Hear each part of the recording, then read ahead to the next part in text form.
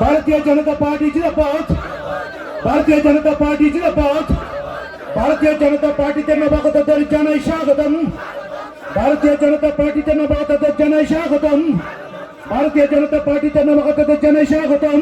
जनता पार्टीতে আমাদের রাজ্যের মাননীয় প্রধান মুখ্যমন্ত্রীর হাত ধরে যারা জয়েন করবেন। আমি 1983 সালে কংগ্রেসের বিধায়ক পরিমল সাহা এবং তার ভাই জিতেন্দ্র সাহাকে খুন করা হয়েছে। উনাদের সময়ে এই NLF-TATF এর সৃষ্টি হয়েছে। আমাদের সরকার এসে তাদেরকে আমরা মূল স্রোতে আমরা নিয়ে এসেছি মাননীয় প্রধানমন্ত্রীজির আদর্শে, এবং আমাদের যিনি যশস্বী গৃহমন্ত্রীজি উনার হাত ধরে আজকে পুরো নর্থ ইস্টার্ন জোনে 11টা থেকে 12টা অ্যাকর্ড হয়েছে, যেই কারণে আজকে নর্থ ইস্টার্ন জোনে শান্তি প্রতিষ্ঠিত হয়েছে। বন্ধুগণ, আপনাদের দায়িত্ব কিন্তু অনেক বেশি। আজকে রাজতন্ত্র এখানে নেই, গণতন্ত্র। কালকে রিপাবলিক ডে আমরা পালন করেছি। আমরা এর আগের দিন যারা নতুন ভোটার হয়েছে, ন্যাশনাল ভোটার্স ডে, যারা 18 বছর হয়েছে, তাদের কাছে আমি বলবো যে আপনারা একবার চিন্তা করবেন কারা মানুষের জন্য কাজ করছে, কারা জনজাতিদের জন্য উন্নয়নের কথা ভাবে, কারা বিভ্রান্ত করার চেষ্টা করছে। আজকে জনজাতিরা যাতে সবসময় পড়াশোনা না করে থাকে সেই চিন্তা ভাবনা করেছিল।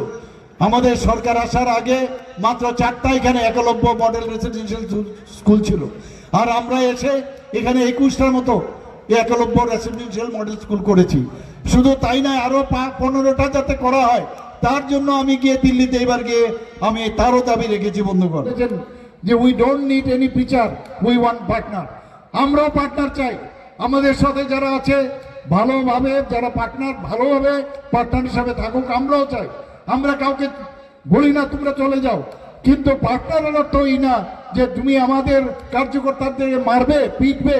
এটা কোনো অবস্থা আমরা বরদাস্ত করবো না। বন্ধুগণ, আমরা একের পর এক দেখছি আমরা যে আমাদের গায়ের জোরে আমাদের যখনই কোনো প্রোগ্রাম থাকে যে কোনো জায়গায় ওদের রাস্তার মধ্যে আটকে দেওয়ার ব্যবস্থা করে, আমাদের কার্যকর্তাদের ঘরের ভিতর গিয়ে মারছে। এটা কোনো অবস্থায় ভারতীয় জনতা পার্টির যে চিন্তা ভাবনা সবকা সাথ সবকা বিকাশ, বিশ্বাস আর প্রয়াস, সেই দিশায় চলে। এখানে জাতি জনজাতি, এখানে যারা মণিপুরি আছে, সংখ্যালঘু থামসা বলছে, কিন্তু আমরাই হচ্ছে সত্যিকারের থামসা।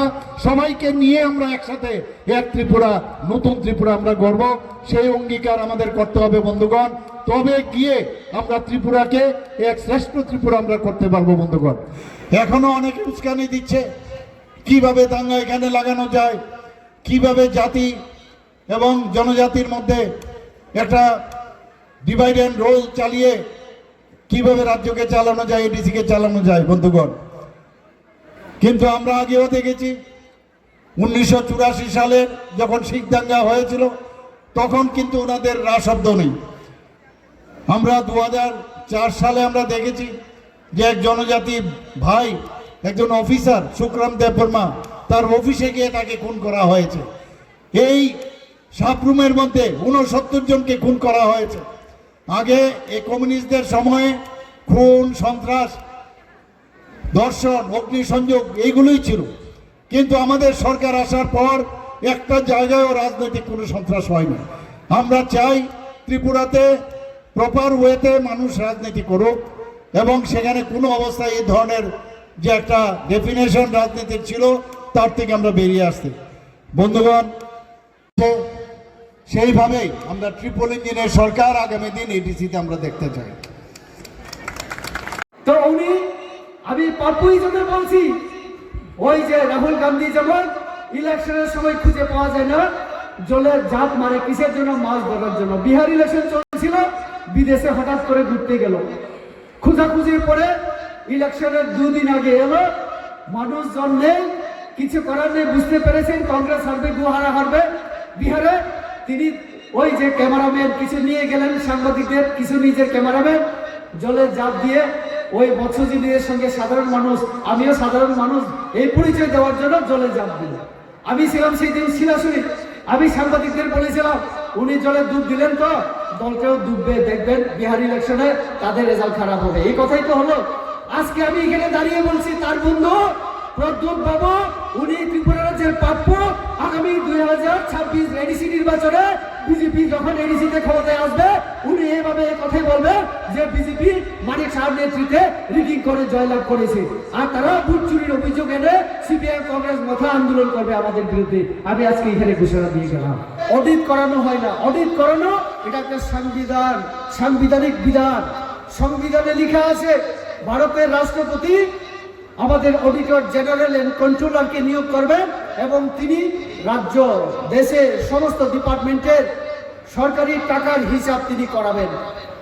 উনার দপ্তর আমাদের গভর্নরকে চিঠি লিখেছিলেন যে ত্রিপুরা রাজ্যে এডিসিতে মথার সরকার অডিট করায় না, আর্থিক শৃঙ্খলা নেই, তারপরও তারা এখানে করাচ্ছে না। আমরা বিজেপির তরফ থেকে, জনজাতি মোর্চার তরফ থেকে আমরা ডেপুটেশন দিয়েছিলাম জোনাল সাব জোনাল চার্জশিট দাখিল করে, কিন্তু আজও সেই অডিট তারা করায়নি। আমি এখানে দাঁড়িয়ে আবার বলতে চাই যে এডিসির মাথা প্রদ্যুৎ দেববর্মাকে অডিট করিয়ে ছাড়বো, এটা তাদেরকে চ্যালেঞ্জ দিয়ে আমি বলছি।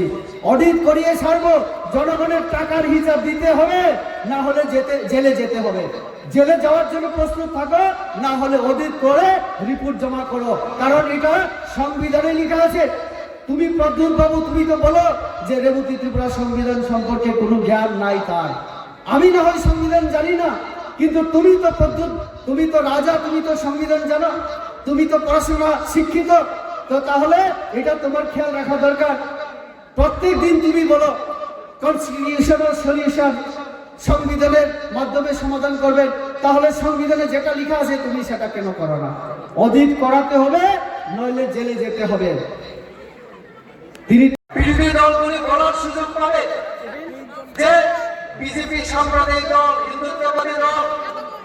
আমি এই জায়গায় এই কথা বলতে চাই যে যারা একসময় এবং